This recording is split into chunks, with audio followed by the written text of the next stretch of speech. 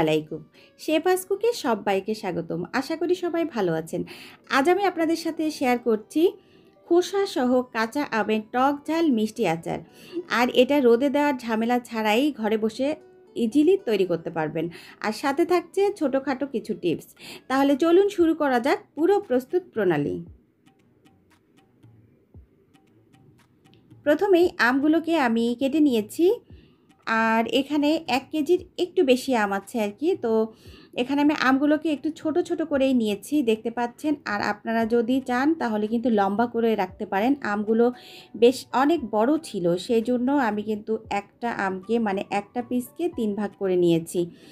আর এখানে একটা টিপস দিয়ে দেই, যখন আপনারা আচার তৈরি করবেন তখন অবশ্যই ট্রাই করবেন যে আমের মানে আটি হয়ে গেছে আর কি, সেই শক্ত আম দিয়ে আচার বানানোর জন্য। আমার এই আমগুলা কিন্তু বেশি শক্ত ছিল না। তো প্রথমেই আমি এখন আমের মধ্যে কিছুটা হলুদ, মানে এখানে খুবই কম পরিমাণে হলুদ, সামান্য লবণ আর সামান্য মরিচের গুঁড়া দিয়ে দিচ্ছি। আর এটা জাস্ট দিয়েছি মাখানোর জন্য। আর এটা কিন্তু রোদে দেওয়ার কোনো ঝামেলাই নেই, রোদে দেওয়া ছাড়াই আপনারা তৈরি করতে পারবেন। আর এটা কিন্তু 1 বছর ফ্রিজে রেখে অনায়াসে খেতে পারবেন, একদমই নষ্ট হবে না। তো এখন আমি ভালো করে মাখিয়ে নিচ্ছি। আর এটা অবশ্যই হাত দিয়ে মাখানোর চেষ্টা করবেন। হাত দিয়ে মাখালে যেটা হবে, আমের মধ্যে কিন্তু সুন্দরভাবে লবণ, হলুদ, মরিচ ঢুকে যাবে। তো এখন আমি ভালো করে মাখিয়ে নিচ্ছি। মাখিয়ে এখন আমি এটাকে একটা ট্রের মধ্যে মানে ছড়িয়ে নিব আর কি।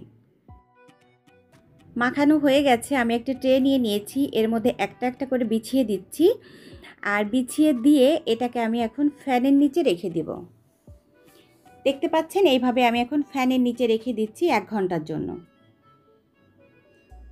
তো এই ফাঁকে আমি মশলাটা তৈরি করে নিব, আচারের যে মশলাটা মূলত। তো এজন্য আমি এখানে নিয়েছি প্রথমে নিয়েছি আমি মরিচ আর শুকনা মরিচ নিয়েছি ধনিয়া, নিয়েছি পাঁচফোড়ন, নিয়েছি জিরা। আর আমি সব কিছু 2 চা চামচ করে নিয়েছি। আমি সবগুলোই একবারে দিয়ে দিয়েছি প্যানের মধ্যে। এখন আমি ভেজে নিচ্ছি। আর এই পর্যায়ে চুলার আঁচটা কিন্তু মিডিয়ামে রাখতে হবে। যদি চুলার আঁচটা বাড়িয়ে দেওয়া হয় তাহলে কিন্তু এগুলো পুড়ে যাবে, সুন্দর করে ভাজা হবে না। ওই জন্য চুলার আঁচটা মিডিয়ামে রেখেই এটাকে ভাজতে হবে। আর কিছুক্ষণ ভাজতেই তখন কিন্তু সুন্দর একটা স্মেল বের হবে। যখন ওই স্মেলটা বের হবে তখন মানে বুঝে নিতে হবে যে এটা ভাজা হয়ে গেছে।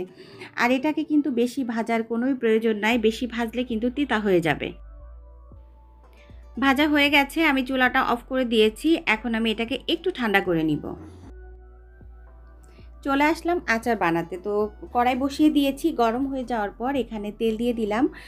আর আচার মানেই হচ্ছে সরিষার তেল। এখানে আমি 1 কাপের মতো তেল দিয়ে দিয়েছি। আর তেলটা গরম হওয়া পর্যন্ত অপেক্ষা করছি।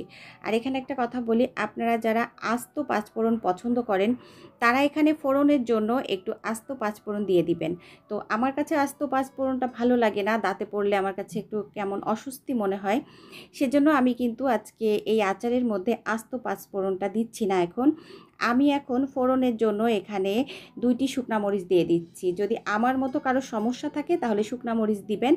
আর যাদের সমস্যা নেই পাঁচফোড়নে, তারা কিন্তু এখানে এই পাঁচফোড়ন দিয়ে আপনারা ফোড়নটা দিয়ে নেবেন। তো মরিচটা দেওয়ার পরে কিছুক্ষণ ভাজার পরে বুঝতে পারবেন যে এটা কিছুটা লাল লাল হয়ে যাবে, তখন বুঝবেন যে ওটা হয়ে গেছে আর কি। এখন আমি এর সাথে মশলা অ্যাড করছি। এখানে আমি নিয়েছি 1/2 চা চামচ জিরা বাটা, 1/2 চা চামচ রসুন বাটা আর 3 চা চামচ সরিষা বাটা।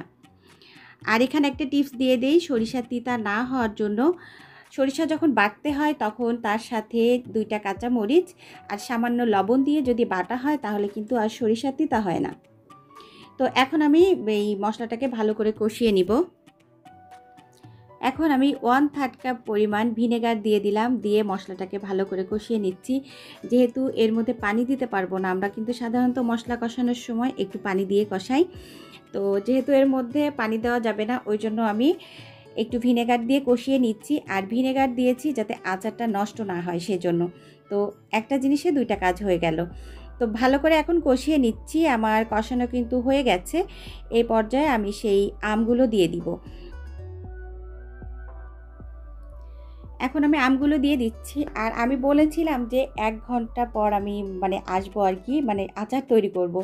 তো আমি একটু বিজি ছিলাম, সেজন্য আসলে ১ ঘন্টা না ২ ঘন্টা হয়ে গেছে।